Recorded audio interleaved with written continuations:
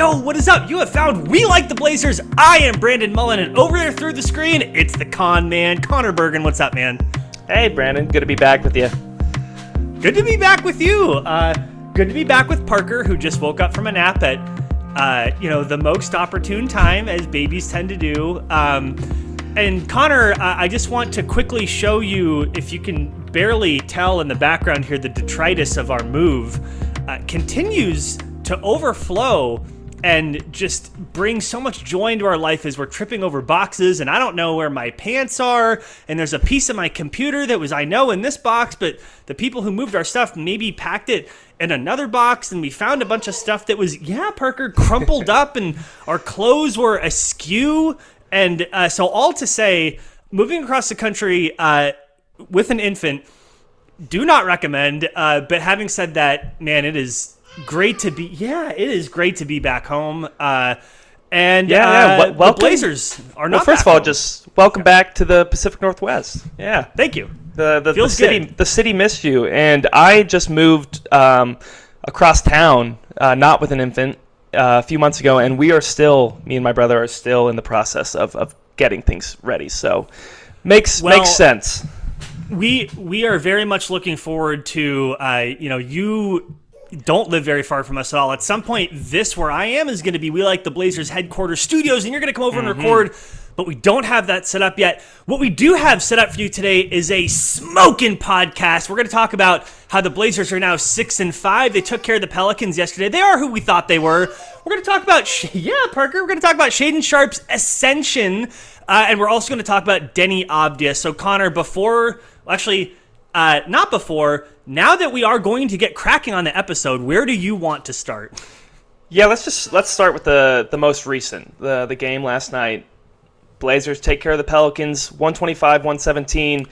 Deni Avdija, 32 points on 66.7% shooting. Shaedon Sharpe, 35 points on 77.2% shooting. It was a game where the Blazers took care of a team that they should have, and that is really nice to see. There were some times like the Pelicans got back in it a little late, but for the most part, it felt like the Blazers had control, and we're building up double-digit leads and hung on in the end. And this was after losing to a Miami team that had none of their best players playing, and then losing to a Magic team that's the Magic. So, as Mike Richmond said, they went 0 for Florida on that part of the road trip. Parker has an opinion about this, but Connor, did you consider this Pelicans game to be a must-win for our Portland Trail Blazers? I don't think must-win is maybe the right word or right phrase, but I think it keeps them serious in a way. Like if they went 0-3 to start out the road trip to some shorthanded teams and blow that game against a very shorthanded 2-8 Pelicans team, I think it's a game that maybe makes you rethink things a little bit, and because they took care of business, it kind of just, we wrote it in the notes. They are who we thought they were. Do you know that NFL reference? Okay, yeah, you know that. So what was that, like a football coach was getting all bent out of shape for losing to a better team, or what was the? Yeah. I'm using that reference not perfectly It's not perfectly crossed over, but yeah, he was mad because they lost to a team that he felt like they prepared. I think from what I remember, they prepared for what they were going to see, and they still lost. Oh, okay, fair enough. And I'm using it in the lens of the Blazers in the macro perspective at 6-5, right, through the really exciting highs and the lows. They are who we thought they were. They're one game above 500. Who do we think? Who do we think? Oh God, another reference. Who do you think you are? I am. I don't know if you remember that. Yeah. I do. At least on replays. Parker remembers it too, a little before her time. What do we mean by that, Connor? That the Blazers are who we thought they were? I mean, I have an answer to this, but just again, at 6-5 through 11 games, what do you mean?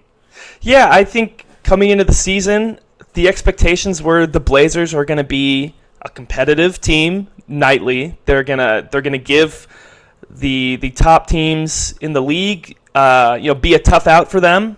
Right now, they've proved that they're the only team to beat the Thunder. They're one of two teams to beat the Nuggets. In that Nuggets game, they were at full strength, but they kind of have to bring it every night. Like, they're going to be in close games for the most part, and they can still take care of the lower teams. But basically, in the macro sense, they're a competitive team, kind of in the middle, and so far that's been kind of exactly what they've been. They've lost some close games. They've won some really close games. It all just seems to line up where we expected. I think that's fair. And something we talked about, I think on the last show, was like, look, like, I don't think anyone should have expected the Blazers to be great. Good, maybe, but maybe even like a half click below good. I mean, you mentioned it, and I do want to emphasize that something that I've been encouraged by, there hasn't been a game this year that has felt like, well, they definitely could not have won that game. Like, they could be 11-0. I mean, not really, but like, I do think, how much of this is new coach, and, I know he's holding a lot of this stuff over from Chauncey Billups, but is it just that Thiago Splitter's rotations and the way that he approaches the game has to be scouted? So maybe the Blazers are getting some kind of a temporary bubble lift from that. And, how much of this is like Deni Avdija is clearly a better player than he was even last year, which is incredible to say, and we can talk about that. And so I'm wondering, even this, 6-5 start, how much of this is, fake news? How much of this is the NBA hasn't quite figured out what this team is, and once the NBA figures out what the Blazers are, that they're going to crumble? And not to ask you to be my psychologist, but Connor, that's something I struggle with as a person. Is like, when is the world going to figure out that I'm actually a fraud and I don't know what I'm doing, right? Like, super imposter syndrome. But like, how much of this is the Blazers are going to get figured out at some point, and how much of this is sustainable?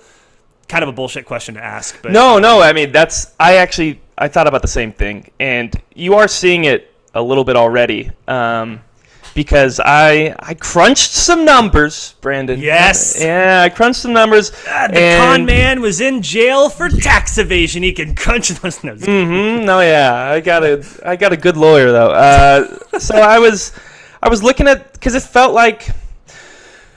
So I looked at the overall sense of the season. Right now, the Blazers are kind of in the middle of everything. They're actually 13th or 12th in offensive rating and 15th in defensive rating, which is kind of funny. You would expect that to be flipped. And I felt like after the first 5 games, the Blazers really were kind of startling teams, like kind of punching them in the face with their speed and their pressure. What? Yeah, kind of like, whoa, what the hell? They were becoming already called the Portland Tryhards, which I thought was such a funny nickname that was going around. And I think some teams, part of it is teams are starting to figure out that the pressure is coming. And then the other part of it is Blake Wesley and Matisse Thybulle are out, and that kind of takes off that huge burst in the second unit on defense. I was starting to call the Blazers. Well, first I was kicking around a nickname for Blake Wesley called Berserk Blake. And then I thought, I feel like this whole Blazers team is just kind of berserk. So the Berserk Blazers. In the last week or so, it seems like that's kind of going down a little bit. And I looked at it before Blake Wesley and Matisse Thybulle got hurt. The defensive numbers were like through the roof. Let me pull them up. So before November 2nd, this is 6 games. The Blazers were number 5 in defensive rating, number 1 in steals, number 4 in fast break points, number 1 in opponent turnover percentage, number 2 in deflections. And then after that, 5-game sample size, Blake Wesley, Matisse Thybulle out. Teams probably adapting to it a little bit. Blazers number 21 in defensive rating, number 20 in steals, number 11 number 11 in fast break. No, sorry. Actually, still number 4 in fast break points, so still kind of doing good over there. Oh, so wait a minute. I'm looking at the wrong thing, sorry. Number 11 in fast break points, number 23 in opponent turnover percentage, number 11 in deflections. So there's kind of like a before and after huge pivot from being the best to like kind of back middle. But what does it say structurally about your team? And again, we kind of touched on this last podcast too, but that's the difference that happens when you don't have Matisse Thybulle and Blake Wesley. It's not great. Right. So, and also how much of that, even with those two, was going to be sustainable over an 82 game season, right? Like, I think it's hard. And I would love to, like, maybe a different podcast topic for different days, like getting an expert in like human physiology and the gosh, what's the word that I'm looking for? Like, what's the study of how humans move? Not kinesthetics. I can't. Why am I? That would have been my guess. So maybe that is the word, but like that players are so much bigger and stronger now than they were in like 1950, that, or even 1980, frankly, or even 2000. That you can't ask them to move as hard for 48 minutes as fast because they're using so much more energy to do it because they're huge and because they have more mass and more muscle and they're popping faster and harder. And so like I've always thought, there's been a theory in my own mind that like, oh, people were talking about like the NBA people used to play 82 games and they'd play through injuries and all this stuff, and like not to mention that players would be retiring at like 31 and 32 and now they're playing until they're 40. But that part of it is because players are bigger and they use more energy and they simply can't do that for 48 minutes. I actually find that argument pretty compelling. And so I've always, not always, but I was wondering pretty early like how long they could actually keep this up for a whole season. And maybe what we're seeing is the answer is they can't.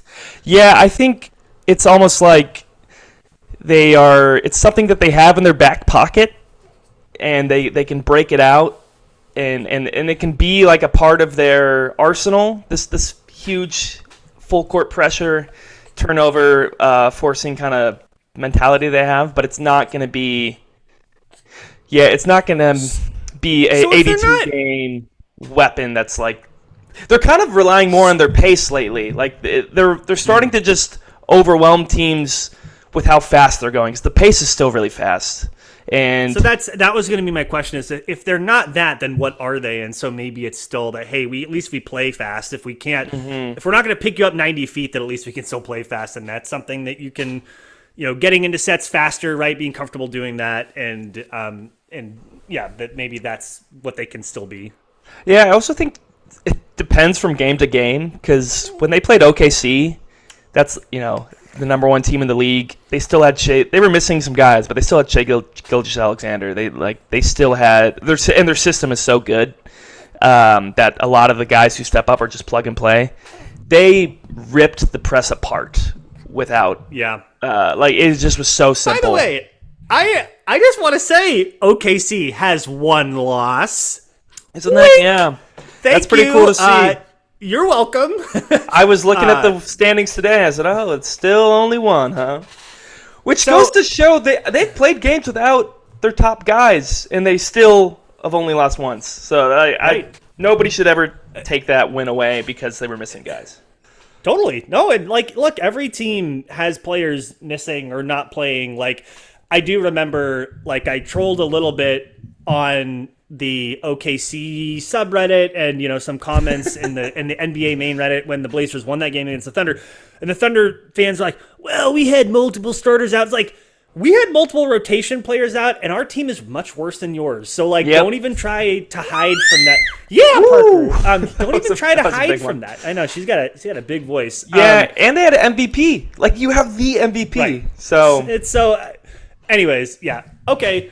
So the Blazers are who we thought they were. They are 6-5. Do you have the schedule? Maybe we'll do it at the end, but one of us have the schedule up in front of us, and let's just talk about the next couple of games, maybe at the end of the pod. Do you want to talk about Shaedon Sharpe?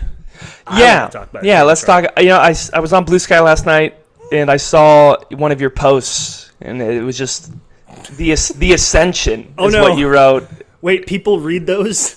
Oh, yeah. You were ripping off a lot about Shaedon Sharpe last night. And you even dropped at the end, he's still just, 23? Is that, or is it 22? 22. I think he's still 22. What was so exciting, Brandon, about the last Shaedon Sharpe game, who's been on a groove over the last 6 or so games? Let's let Parker answer that question. By the way, for those watching on YouTube, my daughter's with me, and hey, this is what happens when you're parenting a child, and mom has stuff to do too. And so I think Parker's been with us Yeah, on the majority of our episodes now, which is great. We're loving it. I think I said she's like our Andy Richter, right? She's at like this our point, side. yes, absolutely. Yeah, she's our sidekick. And I will say this is the one we try really, really, really hard to not let her look at screens ever. And so this is maybe the one time that she can see a screen. And so anyway, I'm going to try to limit it, but she just needs to be held right now. Shaedon Sharpe's exciting. He's 22 years old. He had a calf injury. He was on the injury report. He was on like an unspoken he was on an unspoken minutes limit. He might still be on an unspoken minutes limit, but at least in the last couple of games, in the last 5 or 6 games, we have seen him really really play better, which is great and what this team needs, not only for right now, but for moving forward. While I try to give Parker some food, do you want to go over a couple of stats and maybe compare the first 5 games? Actually, I can do it. We're doing We Like the Blazers, we ad-lib here. Shaedon Sharpe, his first 5 games of the season, he was only averaging 17 points on 32.6% shooting. That's not very good. 3.6 turnovers with an effective field goal percentage of 37.6. Not great. Connor, over his last 6 games, 24.5 points on 54.5% shooting. Add in 5.7 boards, 1.5 steals, 1.5 dimes, 55 hamburgers, 55 fries, 2.2 turnovers on 60% effective field goal percentage. And then obviously he's been on a heater these last 2 games, averaging 33 points on 69% shooting. Nice! And only 1 turnover a game with 76.4% effective field goal.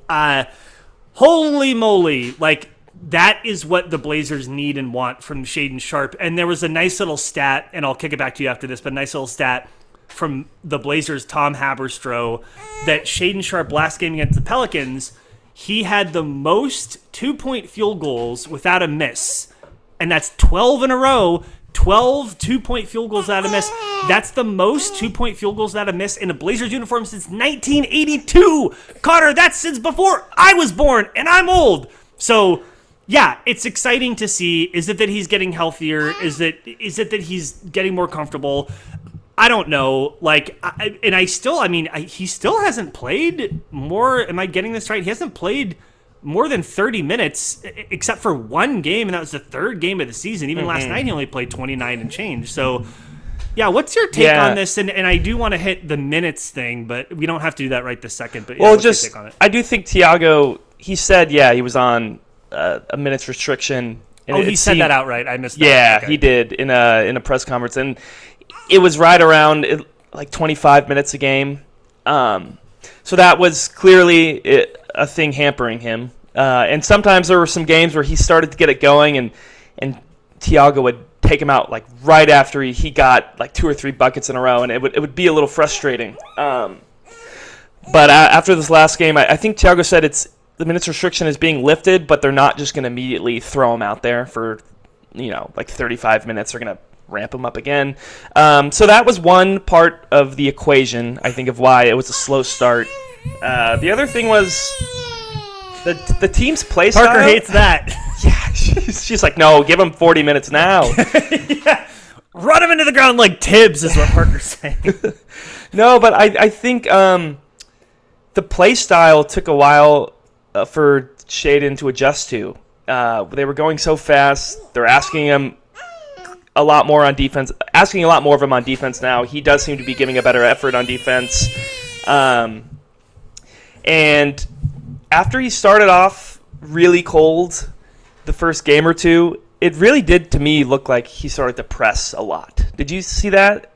Like, even my armchair psychology was like, oh, he's really trying to force it right now. And which isn't that what Blazers fans wanted him to do? Like, they don't want him to be passive. No. They want him to so I wonder, like, obviously there's a balance there, right? Where it's like, if you're too passive because you're not doing well, then you fade into the background and you can't do anything. But then on the other hand, if you're simply not feeling it and you are trying to really force the issue, then you may be taking away opportunities from other players that could get something useful done for your team. So there's a balance there. But yeah, it's just like, isn't that what people wanted from him? Was to be that's why I wasn't I really wasn't upset with his start, or at least I wasn't. I was kind of like, all right, we'll give it some time and we'll see if this kind of levels out.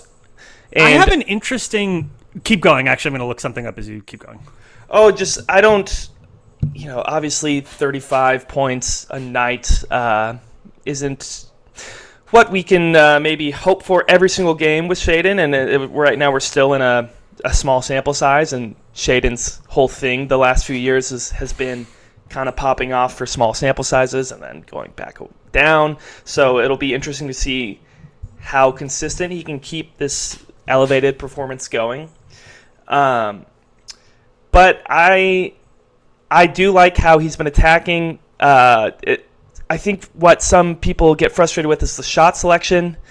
Last night, 11 for 11 on twos. Like, he's clearly getting to the rim, and he's hunting the mid-range shots a lot more rather than some kind of questionable step-back threes. He's still not shooting great from three, but I think the fact that he is being so effective without that is a very promising sign.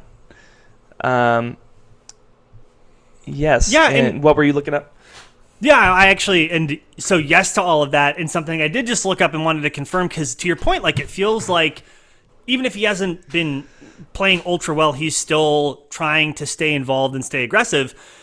Connor, did you know that Shaedon Sharpe to start this season has had no fewer than 14 field goal attempts in all of his 11 games? That is the only such stretch in his career that he has attempted at least 14 field goal attempts in 11 games straight. First time he's ever done that. And so if you're looking at him and saying, yeah, he seems more aggressive, he looks to be more assertive, that's not just you, that's him doing that. So, like, yes, part of the consistency over time is consistent production, right? Consistent outcome. But in order to get to the consistent production and consistent outcome, you need consistent effort, and you need to try consistently, and shooting a shot, that's not the only marker of that, but it's sure one of them. And particularly the Blazers, with their roster as it stands now, not wholly healthy, they're going to need that moving forward. And so, yeah, it's been good to see. Yeah, and it seems like in that Orlando game, not too many people had it going, and he stepped into the void a little bit, which was exciting to see. Like, it was like, oh, I'm the one who's got it rolling right now. I'm going to keep going and be more assertive. So, just for funsies, what do you think? So, Shaedon Sharpe now has had consecutive games of 30-plus points. What do you think his season high in points is going to be? Is he going to crack? Is he going to get a 50 burger? Is really what I'm trying to ask here, because I'm going to say yes. Like, I feel like there's going to be a game where he's shooting and he's taking threes, and the threes are actually going in, and you're going to combine that with an equally aggressive, driving and mid-range game. So, like, I think 50 points is on the table, but what do you think? I think so, too, because he scores in a lot of various ways. Like, he gets 2 or 4 points off of just like a steal and a breakaway dunk. He can score in transition when teammates find him. He can score on lobs. He gets to the free throw line. So there's going to be a night where he gets the standard points from all those various things, and then he gets hot from three. And I think it's pretty reasonable to think that he could get up to the 40s or to do a 50 burger at some point. I think it's possible. And by the way, Shaedon Sharpe now with 2 30-point games in consecutive games. He only had 6 30-point games last season and fewer than that the season before, and I think only one his rookie year. So good to see. And the young man, Connor, the young man is only 22 years old. And so, like, progress in anything, in basketball, in life, in your work, in his work, is not necessarily linear. And so it's not that we expected him to come in and immediately be this amazing all-star level player, but just the fact that he has been consistently aggressive basically all year, really good to see, right? And I think this feels to me, not even just the last 2 games, it feels like a nice growth curve for him. Mm-hmm.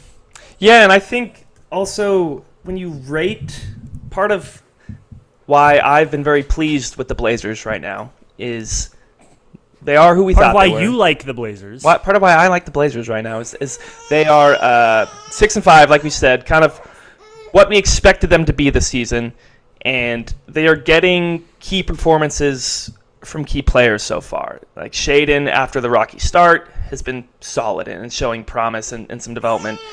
Jrue Holiday has been, I think, fantastic. Like besides 3 really rough turnovers in a close game against the Magic, I think Jrue Holiday has been everything you could have hoped for. Deni Avdija, which we're going to get into in a second, is looking like a star. I was going to say key performances from key players. Oh, who else could we be talking about? Exactly. No, yeah, he's coming up. And Tumani and Klingon, they haven't been, they haven't been excellent so far this season, but it's not been in a way that I haven't been worried about them so far. Like I think they will also kind of go in ebbs and flows and balance out a little more. We'd be remiss we didn't mention Yang Han Sen. Not an immediate NBA star. Yeah.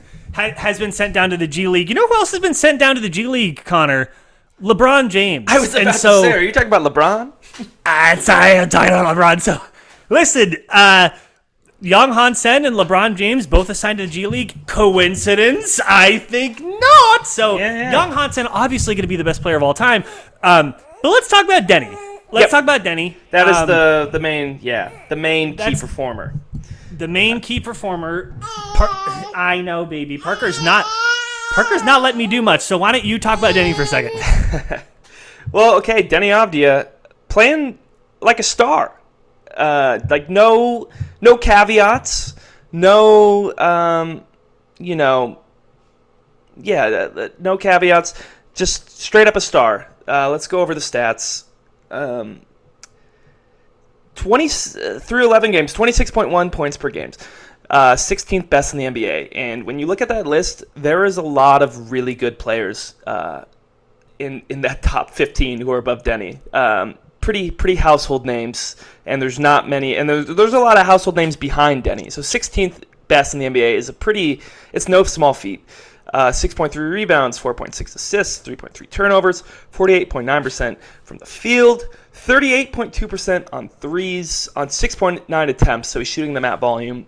And one thing I've really liked about Deni's threes lately is you can kind of see the confidence he's taking them with, especially there's been a few late game ones where he kind of quick releases them and already kind of starts going back, where you can just kind of tell he's feeling it. And they've just been buried. And then he's been getting to the line at an elite rate, 8.1 attempts per game. That's 8th best in the NBA, 85.4% on those attempts. And Deni is just the main thing I thought about when I was looking at these stats is Deni just knows who he is. And he's doing he knows who he is, and the Blazers are allowing him to be who he is. That's the second part. And, credit to the previous coach, who will remain unmentioned, who I thought actually allowed him to be who he was the second half of last season too, but yeah.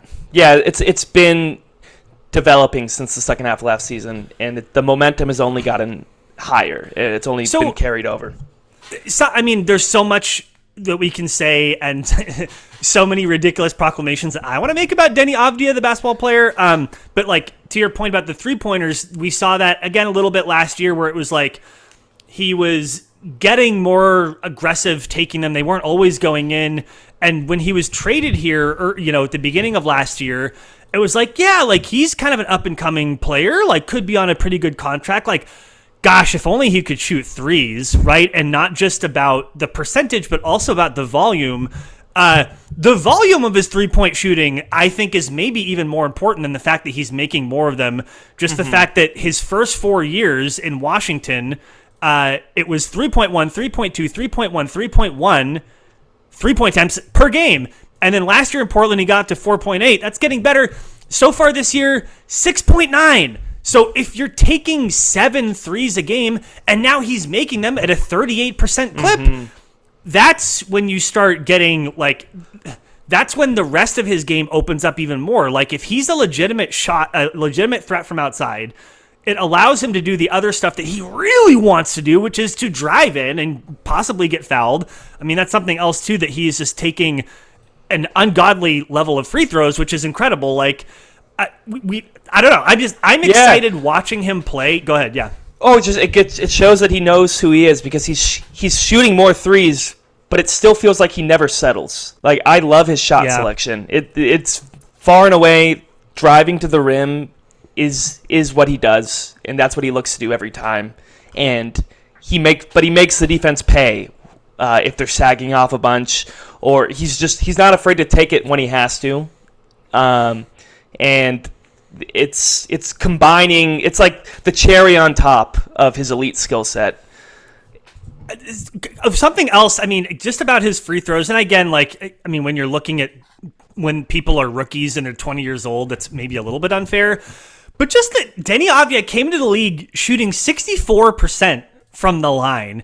Deni Avdija came into the league shooting less than one free throw per game.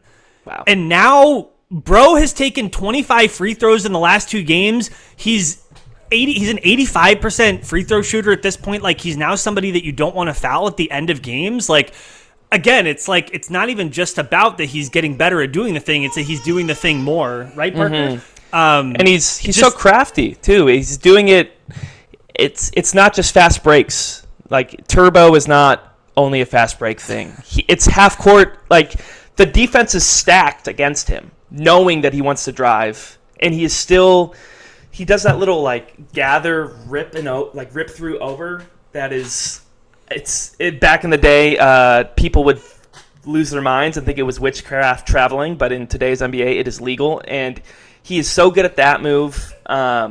He's just finding ways to still get to the rim against set defenses. So I have a question. Oh, go ahead.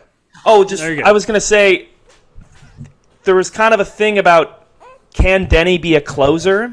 And, it's only 11 games into the season, so some of that is still remained to be seen. But so far, he has been, because I think the issue was, he only wants to drive. And at the end of the games, when defenses are stacked against you, can he do that still? Like, can he be crafty enough to still be effective? And so far, because of his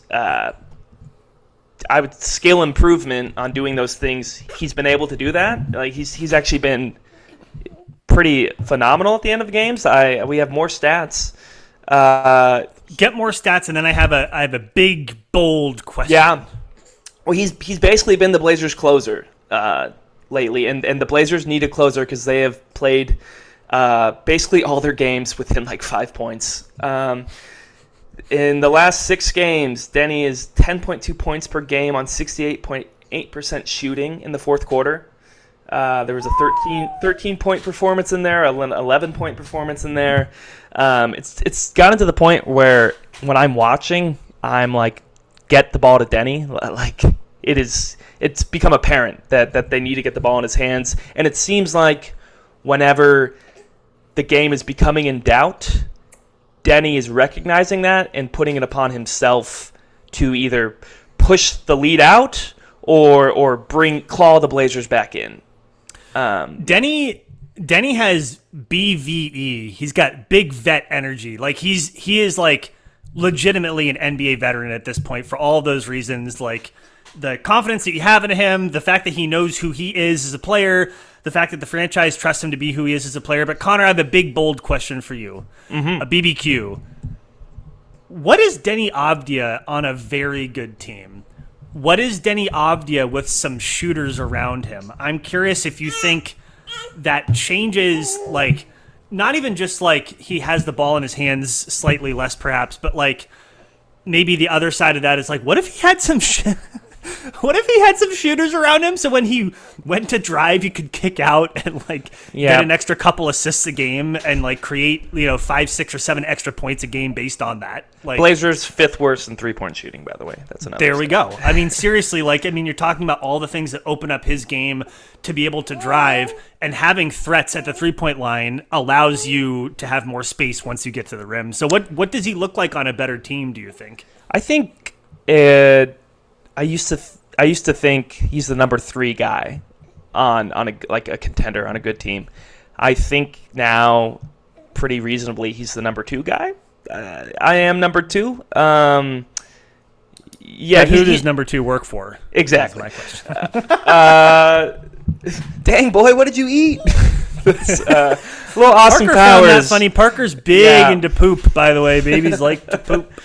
But he's definitely not an auxiliary like roster piece anymore. Maybe you already thought that heading into the season, but like he's a guy who you're kind of talking about roster planning around him more. And that's his play so far. It feels like that is what should be done. Like he is a huge building block in what the Blazers are doing, and they. So does it? Go God, ahead. yeah. No, they can start making some roster decisions with Deni more in mind. I like that a lot. I know that we're getting a little short on time at this point, but I have one more. I just want to throw out like a crazy thing, right? Which is like thinking about the NBA and what's happening. And we saw the Dallas Mavericks fired their general manager, Nico Harrison, was fired. Nico Harrison, by the way, on a different podcast, maybe talking about how GMs take the fall for owners. Like I just thought all of the way that Nico Harrison handled the media after the Luka trade, some people read it as like arrogance. I read it cleanly as this dude is trying to insulate the owner from criticism. Like that is what I think that he understood that was what his job was. I think he kind of knew almost immediately that this was going to be the outcome. Anyway, Nico Harrison fired. A lot of chatter about trading Anthony Davis. So Connor, I ask you, is all that we've talked about Deni Avdija and how great he is, and would you make this trade if the Dallas Mavericks are like, we got to get rid of Anthony Davis? You go to the trade machine, Jeremy Grant, Deni Avdija, the salary works for Anthony Davis. Do you want to see next year a potentially healthy Damian Lillard playing with a potentially he's never healthy Anthony Davis? Potentially with a better Shaedon Sharpe, potentially with this, that, and the other. But like, are you at this point I'm not going to say untouchable, but is like a trade like what I just said. If you'd said last year, right, especially in the middle of last year, early part of last year, we're going to trade, hey, Jeremy Grant, Deni Avdija, Anthony Davis. Everybody in Portland goes, yes, may as well, right? Well, maybe not, but like I think people are like, it's a staunch no. Like, yeah, if Deni's gone, this team, he's like the engine of this team. Like taking him out, I think a lot of is it? Yeah, like I think a lot of what makes them work and what makes them good is their driving and downhill attack, and taking Deni out is basically like blunting that entire sword. The other thing is Anthony. Like, I definitely want to do it for Anthony Davis. Oh, come on. Nah, like street clothes. He's only like he's like what, totally 30? Out of shape and has weird eye problems and is never healthy. And exactly, like his injury history, his age. If we're talking about Damian Lillard in like 2018, yes, but like I don't know what Dame's going to be like next season. So here's the argument for it: is like the Blazers have a slight surplus of draft capital.